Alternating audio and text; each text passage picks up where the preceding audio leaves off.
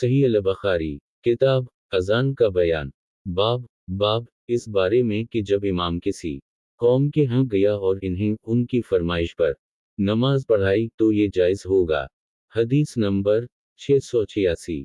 तर्जुमा माज बिन असद अब्दुल्लाह मुअम्मर ज़हरी महमूद बिन रबी अतबान बिन मालिक अंसारी रिवायत करते हैं कि नबी सल्लल्लाहु अलैहि वसल्लम ने मेरे घर में आने की इजाज़त तलब फरमाई तो मैंने आपको इजाज़त दी। फिर आपने फरमाया कि तुम अपने घर में किस मकाम पर नमाज पढ़वाना चाहते हो।